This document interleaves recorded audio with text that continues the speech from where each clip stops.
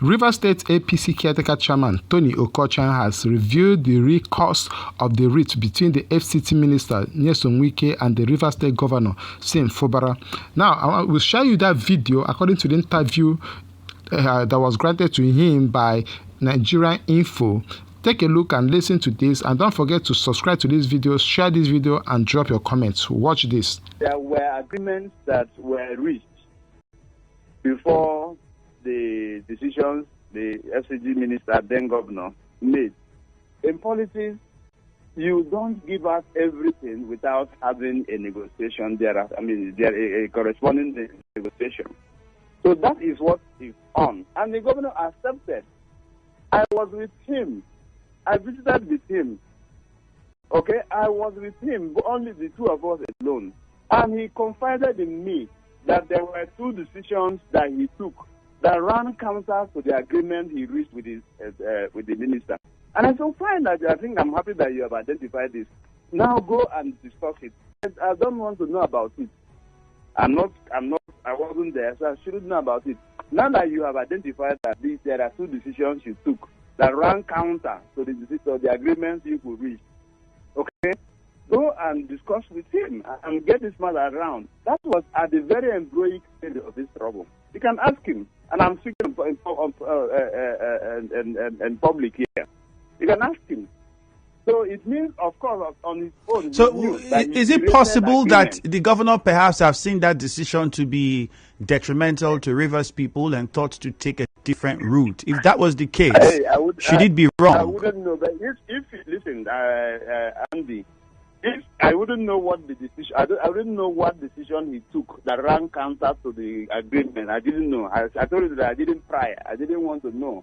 Okay, whatever that was, it means, of course, that he also had accepted to it. Okay, because what is an agreement? I concede to do X, Y, Z.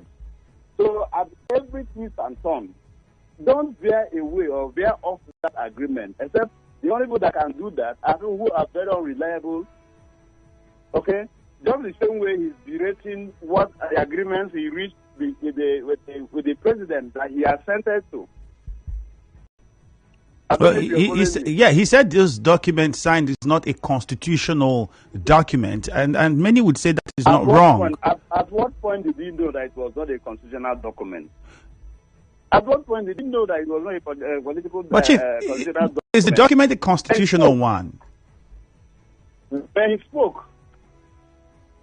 Because he said at that event that he is implementing it gradually. It is not a constitutional document that people would expect everything to be done once at a go. And he had said he's gradually implementing it. And the last time I spoke to a former state chairman of the PDP in Rivers State, he had also said that what was left, I think, to his knowledge, was around one particular item on that list that's yet to be implemented. He could be wrong, but he said to the best of his knowledge, it was one. So does that not mean that on the governor's part, there is a plan to honor that agreement, which he has said is not constitutional, but then does not mean he's not going to implement? We live in a civilized society. You should be able to know when somebody is machinating lies, blatant lies. Okay? That agreement was long signed, and in fact, I think I said this before in that studio over and over again, or maybe your sister's station. I said I was present, the governor was present, and several of us were present. And the governor, the president, in that serene environment, refused the first people to come in. He refused security. And he said he was talking to us as brothers, as his own people. It was a council. After he took the council, then he said, okay, now this is the solution to this issue. And he brought the 836, which was read to everybody there by former Governor Peter Odili.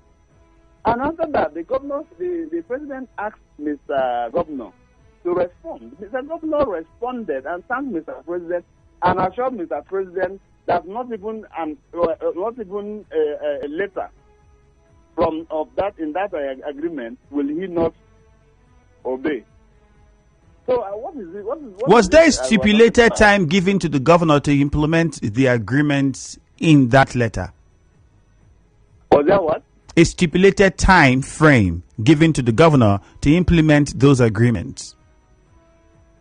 Well, what can you, when you run an election, I mean, you run a system, a government, without a budget, do I need to remind you that before you start running the account of the state, you would have a budget? Is that news? Is it news to say so? The other thing to ask again is the local government election that we are supposed to hold in the River State. He's already out of time by the laws of the state. So has he obeyed it? He is just attempting to cherry pick, decide on what to do and what not to do. So you have listened to this. So the APC caretaker chairman said that the problem is from the governor of Rivers State, Sim Fubara, that Governor Fubara has not implemented all the agreements that was presented to him by President Bola Ahmed Tinubu during stage of the rifts last year. So what do you think concerning this? Do you think that Governor Fubara should implement that? Remember that Governor Fubara has said that he don't need to implement everything in that agreement because the agreement is not constitutional. It says it's just a way of settling a dispute, not constitutional. That is not a compulsory that he must implement everything in that agreement. So what do you think of this accusation? Do you think that do you think that Wike has been vindicated? Do you think that Sim Fubara is the main cause of the problem? Go to the comment section and don't forget to share this video, like it, and subscribe to the channel. Bye.